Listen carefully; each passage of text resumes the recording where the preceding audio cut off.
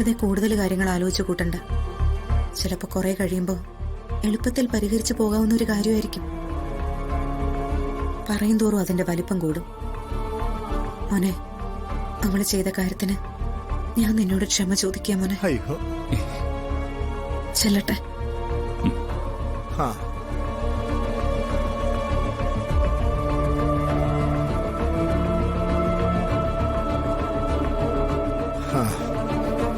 മക്കളെ, സുജാതയോട് പോലും കാര്യങ്ങൾ മറച്ചു വെക്കുകയാണെങ്കിലേ ആ വിഷയം ചെറുതല്ല, ഇല്ലയോടാ?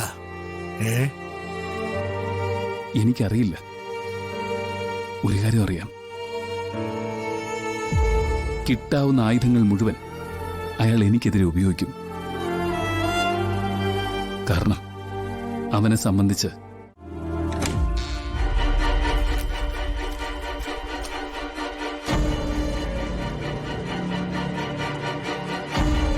ഞാൻ ഹരിയുടെ അടുത്ത് നിന്നാ വരുന്നത്. ചില മാറ്റങ്ങൾ എല്ലാവരെയും അത്ഭുതപ്പെടുത്തുമല്ലോ. റോഡിൽ വെച്ച് നിങ്ങൾ കണ്ടപ്പോഴും CI നിങ്ങളെ കണ്ടപ്പോഴും നീ വലിയ ചങ്കുറ്റം കാണിച്ചു എന്ന് ഹരി എന്നോട് പറഞ്ഞു.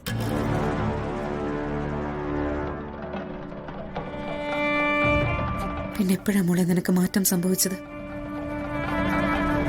അതറിയാൻ അവൻ ആഗ്രഹം കാണില്ലേ? അവന്റെ ജീവിതത്തിലെ വെറും ഒരു പരിചയക്കാരിയല്ലല്ലോ നീ. നിങ്ങൾ ഒന്നിച്ച് ജീവിച്ചവരല്ലേ? അമ്മേ, ഞാൻ ജീവന്റെ കൂടെ വരാനുള്ള കാരണം എന്താണെന്ന് ഞാൻ അമ്മയോട് പറഞ്ഞു. അതല്ലാതെ മറ്റൊന്നും ഹരിയോട് എനിക്ക് പറയാനില്ല. എന്നെ വിശ്വസിക്കുന്നവർക്ക് വിശ്വസിക്കാം, അല്ലാത്തവർക്ക് തള്ളിക്കളയാം. ഏറ്റവും തൊട്ടടുത്ത് നിൽക്കുന്നവർ മനസ്സിലാവാത്ത ഭാഷയിൽ സംസാരിച്ചു തുടങ്ങുമ്പോൾ അതിന്റെ അർത്ഥം അയാൾ നമ്മളോട് അകന്നു തുടങ്ങിയെന്നാണ്. ഹരി എന്തൊക്കെ സഹിച്ചിട്ടുണ്ട്. ഹരിയുടെ ജീവിതത്തിലേക്ക് നീ ഇങ്ങനെ എത്തിയില്ലായിരുന്നെങ്കിൽ ഹരി ഇങ്ങനെ തകരുമായിരുന്നു.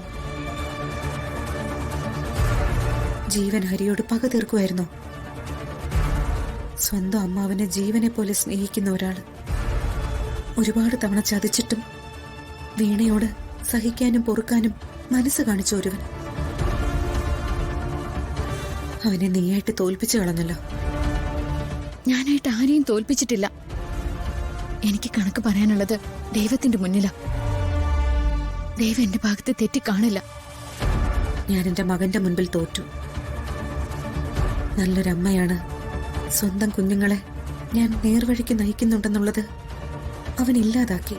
പക്ഷെ അപ്പോഴും ഞാൻ പിടിച്ചു നിന്നത് ഞാൻ നല്ലൊരു ഭാര്യയാണെന്നുള്ള കണക്കുകൂട്ടല്ല. പക്ഷെ അത് രഘുവേട്ടൻ തെറ്റിച്ചു.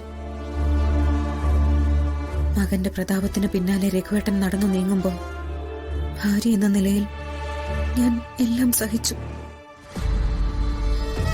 പിന്നെ ബാക്കിയുണ്ടായിരുന്നത് നീ വിളിക്കുന്ന അമ്മ എന്ന സ്ഥാനമാണ്.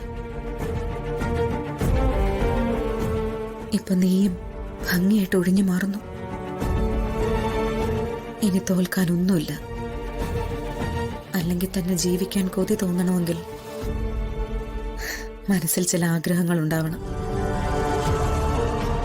അതൊക്കെ ഏകദേശം തീർന്ന മട്ട. അമ്മേ,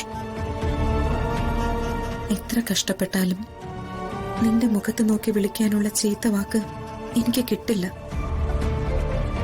കാരണം അത്രയ്ക്ക് നിന്നെ സ്നേഹിച്ചു പോയിട്ടുണ്ട് ഞാൻ. സാരമില്ല, നമ്മൾ ഇഷ്ടപ്പെടുന്നത് പോലെ അവര് നമ്മളെയും ഇഷ്ടപ്പെടണമെന്നില്ലല്ലോ.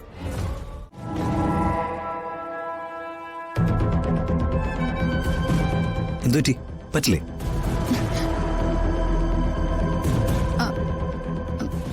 പറ്റും. ഞാൻ വിളമ്പി തരാം.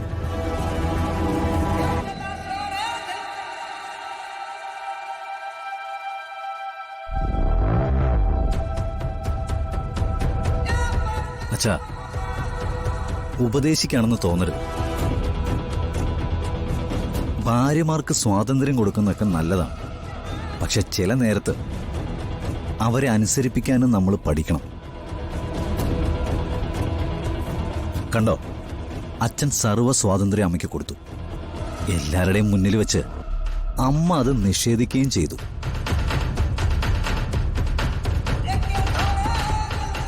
പക്ഷേ ഞാൻ നിത്യക്ക് ഏറെ സ്വാതന്ത്ര്യമൊന്നും കൊടുത്തിട്ടില്ല, അതുള്ളതാ.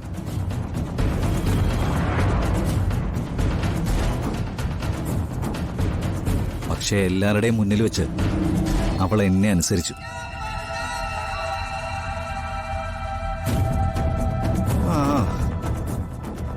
ദാമ്പത്യത്തിന്റെ രീതി ഓരോരുത്തർക്കും ഓരോ രീതിയിലാണല്ലോ.